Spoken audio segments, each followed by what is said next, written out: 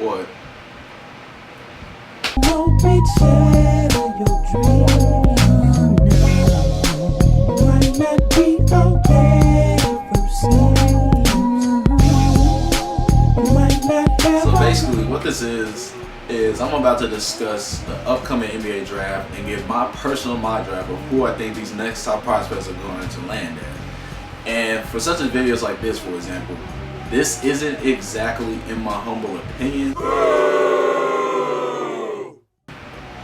but these are kind of like branches of it where I just give like my hot takes about everything going on in sports such as basketball, football, etc., etc. I'm gonna try and release videos once a week because right now that I just got my new camera, for example, they look pretty around. So the NBA draft is coming up on Thursday, and recently there was a big trade that happened with Anthony Davis to the Los Angeles Lakers, which gave the 4th pick that was claimed by Los Angeles to the New Orleans Pelicans. So now they have the number 1 pick, the number 4 pick, the number 37th, and the number 57 pick in this year's draft.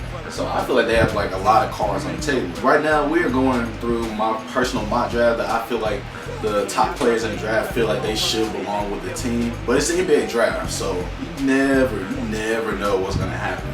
But today we're just gonna run down the first round and see where I think these new prospects can end up. So with the number 1 pick, the New Orleans Pelicans will take Zion Williamson. I just don't see who else they would pick at this point. With Anthony Davis on his way out to New Orleans, and you're desperate for a new identity, why not take Zion for the first pick?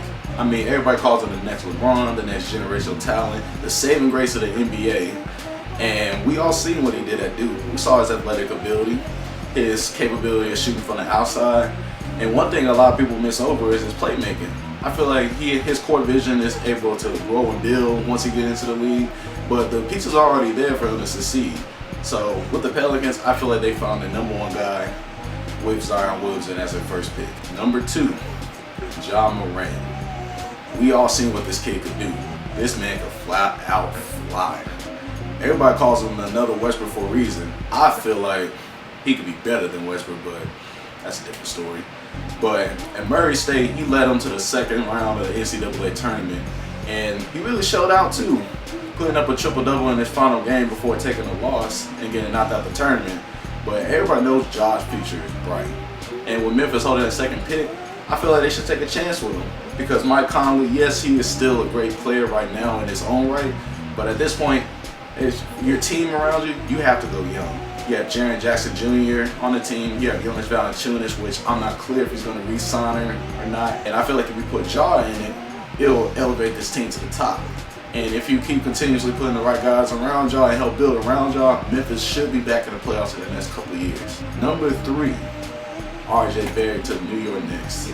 Now I know New York, they really wanted that number 1 pick and pick up Zion, but everything doesn't work out the way you want it to. But I feel like even though with the 3rd pick, New York can still get a good player in RJ Barrett. Like this man, he is a godson of Steve Nash. This man brought him up since he was a baby, trained him, and he really got that exposure at such a young age. Especially with his dad pushing him like he was when he was a kid. Everybody knows the kid can play.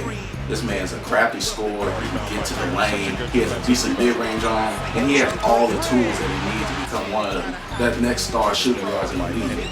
And another weird thing that I figured out, I was looking on NBADraftNet.com, and they said his NBA comparison is Danny Granger. What? First of all, Granger's 6'10", RJ's only 6'7". While Granger, he was a good player before he got hurt. I just feel like that's not an accurate comparison, but that's not the topic. That's not the topic. I feel like RJ Barrett will be a great solid fit with the Knicks. I know they wanted Zion. I know Knicks fans are mad about that. But this is life. You don't get everything that you want the way you want it to. But I feel like they still got a gem with getting a top 3 pick in the draft. It's better than falling out the top 5. You know? I feel like RJ, he'll be a great solid pick for this Knicks team, and if they build around him and provide him with all the help he needs and help him grow and develop into a star, he'll make that guard rocking again. I guarantee that. Number 4.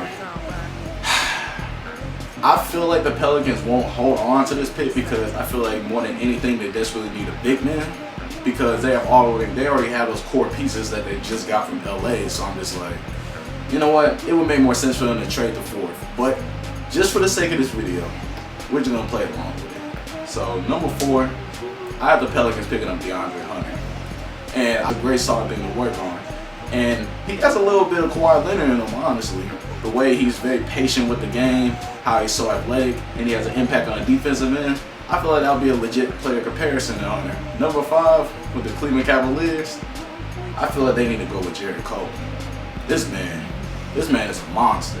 And at Texas Tech, he led them all the way to the national title. And with him leading the way, he provided scoring. And with his size, he's able to push opponents out the paint and score buckets the easiest way possible. But he could be a really, really nice dude. And I feel like Cleveland, where they are now, they could pair him up with Colin Sexton on the backcourt, and that'll be a very underrated backcourt for years to come. Now next, number 6 to the Phoenix Suns. They didn't take my dog Kobe White. That man is a beast as a point guard. And what's the one big thing that Phoenix been needing for years and years ever since Devin Booker got there? A point guard. And that's the point guard right there, Kobe White. My man Ward Williams said that he is the best point guard that he has ever coached. He's a great scoring point guard. He can shoot off the dime. This man's playmaking has been improving as the year go on. And I feel like Phoenix, their problems could really be solved if they could get Kobe and he can get groomed up as he needs to be groomed up. Because this man is a dynamic point guard, and he could really, really take over if people don't keep an eye on him. So if Phoenix takes him at number 6, I feel like we need to watch him in a few years, and that's just my take. Number 7 for the Chicago Bulls, I have them taking Darius Garland, because my man Darius, he's everything that the Chicago Bulls need, and that is a shot creator and a great 3-point shooter. Chris Dunn, people love him, but I just don't see like where his potential could really pan out, because in Providence, I thought he was a dog. And coming into the league with Minnesota, I feel like he was going to really, really set into his own. Then he got traded to Chicago. He hasn't really improved much, in my opinion, because he's getting more opportunity now in Chicago. But even so, he's really like, he hasn't stepped up to what I fully liked. He's a great defender, no doubt. But I feel like what Chicago needs now, they just need nothing but talent and scoring on that team, because right now they suck. Let's just keep it a buck. They suck. But they have a lot of great young pieces. Wendell Carter, Zach LaVine could be one of the top shooting guards in the league one day. They have They just got Otto Porter last year. And Lauri Markkanen, how can I forget that? So I feel like if you add Darius Garland to those mix of guys, Chicago, they could be really right. Now, number 8 for the Atlanta Hawks, I have Cameron Reddish go there. And Cam, he's really is a confusing prospect for me, because coming into Duke, I feel like he was going to be the next grade 3 in college, because he can already shoot, he has length, he can drive, and he feels like you have everything you need. But as the season went on, his production fell off drastically.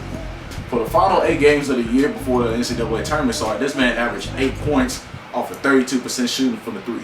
And if a 3-point is supposed to be your biggest strength on the court, there's no reason in the world that you should be averaging at least under 40% from the field. Like, that's pretty bad. And 32, that's pretty low. But Cam, he still has that potential though. Like, his potential's still there. And I feel like with Atlanta, with Taurean Prince gone, that small forward position is wide open. So I feel like, why not get Cam Reddish in that mode? Why not take a chance on him? He's a low-risk, high-reward player. And I feel like with the right system, especially with Trae Young too, and John Collins, with those group of guys and you add Reddish in there, they could be pretty good. Now at number 9 for the Washington Wizards, I have, wait.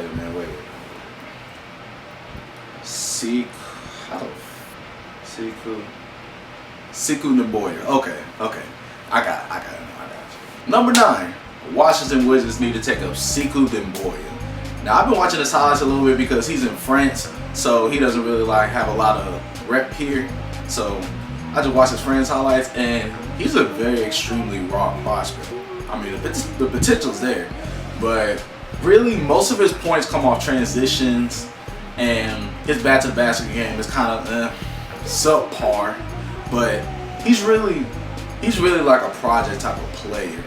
And there's a lot of times in the draft where project players, they get drafted, but they still thrive in the league. Like, heck, Giannis was a project player coming into the league. And this game's still growing to this day.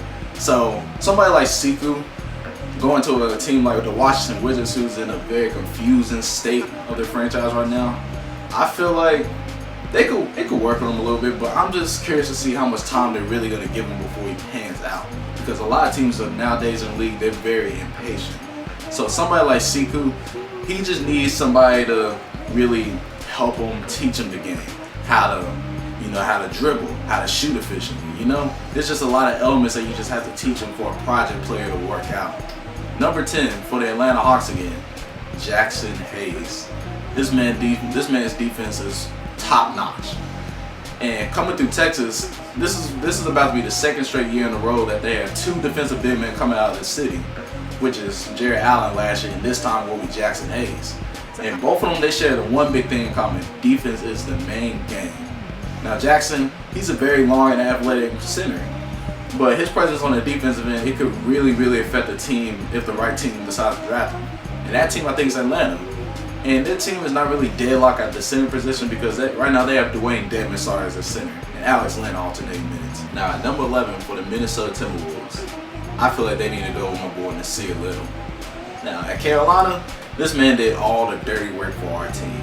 This man grabbed the rebounds, blocked shots, dove on the floor with them, and made extra hustle plays. And the only bit drop off about his game, honestly, is his lack of the natural scoring touch. Because he does have the abilities to get better. I'm not saying that for any player they can't get better once they get out of college, because I've seen players before improve drastically in that regard. Those type of guys do all the dirty work on the court, but you can't expect them to be an offensive threat. Now Nasir, he can grow to be an offensive threat, but the main problems regarding him, he's 6'6", and they're gonna have a listing at small forward, power forward, which is kind of a tweener. But tweeners in this league, they kind of thrive more than what they were back in the past, because like Draymond Green, he's a tweener. He plays center and power forward sometimes. In the right system, I feel like he could really thrive if they know how to use him properly for who he really is. Now at number 12 for the Charlotte Hornets, PJ Washington, I feel like will be a good safe pick for them, because PJ in Kentucky, he was very impressive. He was one of the leading scorers on the team this year, and he's a great scorer. He has a great shot on him. And somebody like Charlotte at this point, if Kemba stays, I see them trying to deal the 12 pick in order to give him some extra help. That's my opinion. But if Kemba leaves, I feel like he'll be one of the players to build around for the future, because you already have Miles Bridges there. You have Dwayne Bacon. If you consider Jeremy Lamb a competent player, okay, he's there too. And I feel like for PJ, if Kemba stayed or he leaves, he would still be a safe pick for the Charlotte Hornets to go with come draft. Now number 13. And hold on, I gotta get closer to the camera. Pat Riley, if you manage to stumble upon this video, I don't know how the heck that would happen, but if you manage to stumble upon this video, please, and I beg of you, for the sake of my heat, please draft Kevin Porter Jr. at 13. This man is a straight certified killer. Now at USC, he's been suspended for most of the years for conduct detrimental to the team, but we truly don't know that situation, what transpired in that nature. But we just know that his talent is there. This man could score off the dribble, he could shoot, he could drive. He has potential to play some defense, but that's something you can easily groom on once he gets to the league. But I feel like this man has star potential out of this world. This man is a straight certified hooper. And I feel like if Miami gets him at 13, we'll be on the right set of rebuilding. Because right now we're in cap hell.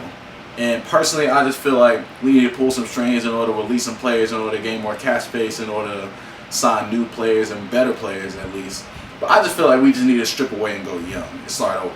Because I don't want to just be a nice seed fighting for a playoff spot every year just to get knocked out in the first round. We need to start over and build from scratch. That's how championship teams are made. With number 13, please, Pat Riley, don't make the same mistake. Please get Kevin Porter Jr. at 13. You will not regret it. The number 14 pick, I feel like the Boston Celtics should go with Rui Hachimura. Now, he's an interesting prospect in his own. He has an excellent mid-range game. He has a versatile skill set, and his game is improving every step of the way. And one interesting thing about Rui, 3 years prior to coming to the U.S., he has never tested basketball at all. Like, completely at all. And he's hooping like he is in Gonzaga right now. He had big games during the year, such as the one against Duke in the Maui Invitational, where he came up huge and had flashes of his offensive game that made scouts drool. He could be somebody pretty good. And somebody with like Boston, they're already talent loaded as it is. And right now I feel like they're going to search for a new point guard since Kyrie is leaving, obviously. So he's going to be a good piece to add to an already talented team. So let's just see where it goes from here. Number 15 to Detroit, Romeo Langford. Now everybody said he has an up and down season. He's a streaky shooter, but he has great handles, great court vision, and he has a great skill set that could really translate to the NBA. But there's a lot of questions about the jump shot, because nowadays in today's league, you need a jump shot to survive. So that's going to be the big question when going to Romeo Langford. But with Detroit, I feel like he'll be a good backup to Reggie Jackson, if not replace him. I don't know. I'm just saying. Because in Indiana, we saw flashes of who he was. But once he gets to the league, I feel like his potential is really going to flourish if the right team or if the Detroit Pistons give him the keys to succeed. And for number 16 to the Atlanta Magic, I have Nickel Alexander Walker. Now, the one thing that sets him apart from everybody else is his defense. He's a long defender that will give perimeter guards hell on the court. And with him alongside Markelle Fultz, I don't know how Fultz is going to pan. I don't. I hope he thrives. I feel like he can. I hope. I feel like he'll be a good complementary guard to Fultz. While Fultz carries a scoring load, and while he's not really that much of a scoring threat, but on the defensive end, he'll surely give offensive players on the opposing team problems, nothing but problems. Now 17 to the Atlanta Hawks. I feel like they might get Bobo. I feel like if Atlanta steals Bobo, that will set them up entirely for the future, because Bobo, this man is literally a freak. He's 7'3", could run like a guard, shoot. He shot 50% from the three and shot 56% from the floor before he got hurt. Somebody that's 7 feet, having those type of percentages, and he's dribbling like a guard, and he has an eye for the defensive end too, average over 2 blocks a game. I feel like if Atlanta sneaks up on him, oh my gosh. Now you have Trae Young, John Collins, whoever they get at 8th and 10th, and you have Bobo to add to the mix too. Heck, let's just say Cameron Reddish get picked at 8th. Imagine those four guys together. Man, I feel like it's going to be something really scary for A-Town. Now for number 19 to the San Antonio Spurs, I had them picking up Matisse Thybulle, which I heard from a lot of people he is the best defender in the draft. Like, this dude got a nose on the defensive end, could force turnovers, give your perimeter guards hell on the perimeter side of the ball, and this man will just make all the dirty plays on the court. But one thing that draws him back is his limited offensive game. But I feel like if one team picks him up and make him at least like what, a catch and shoot type of player, somebody pass with like that offense, he could be on the roster spot. And who knows? Who knows what Pop might do with this kid? But we don't know. And at number 20 to the Boston Celtics, they have wait, how the heck do you say this guy? All these different types of names in the draft. I'm sorry if I butchered them so bad. I try my best, but man, this is terrible.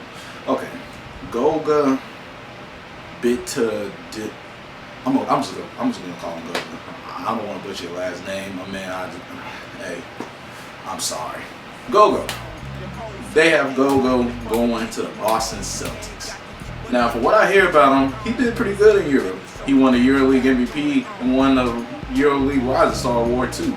And he has a great pattern in offensive game. And from what I'm hearing from people, he's one of the best centers in the draft, if not the best now. He's an NBA-ready player that's played with professionals in Europe.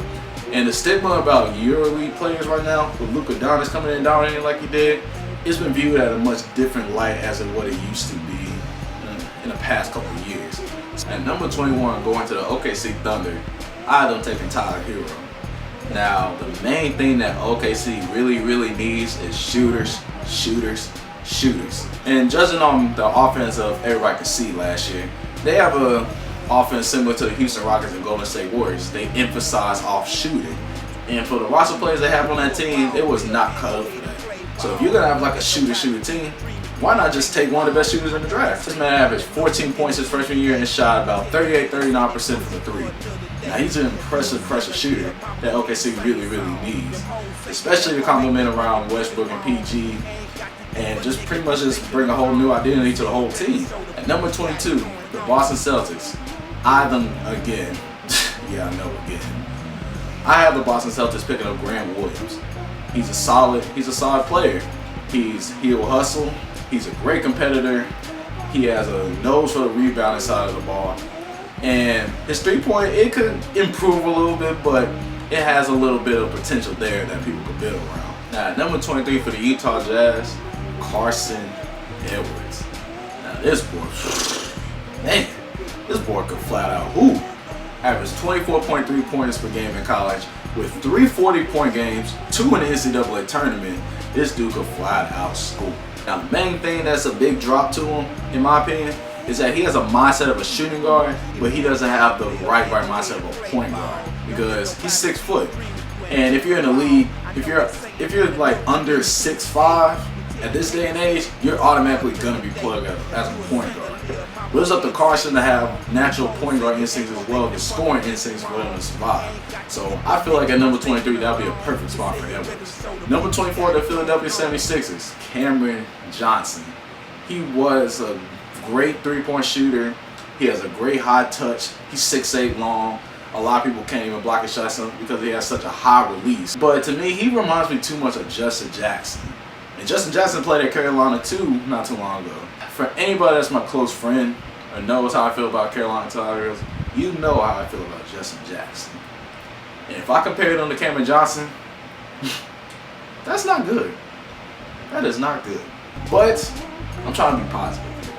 Cameron in the right team, he will be a great 3-and-D player, and he'll be a great rotation player at that to a team that really needs him. Now, with the final pick I'm going over today, I have number 25 to the Portland Trail Blazers, KC Okpala. Now, this dude, he's a straight-up athletic guard. Now, this man could run the floor. He could fly. He could attack the paint and apply pressure to a defense. And he's really got the keys in order to be a really good guard. But the only problem about him is that he shot 22% for shooting from three-point. Now, that is bad. That's terrible. Him going to the Blazers, I feel like it'll be a really great part of helping his game and be around guys like Damian Lillard and CJ McCollum to help teach him and bring him up. So that's why I have him going for 25. So basically, this is what I'm going to be doing for a little bit. I'm going to try and release videos once a week. I'm going to have little videos popping up here and there. I'm still trying to set everything up in my room to make it more presentable when I have more videos like this. But this kind of will be for now.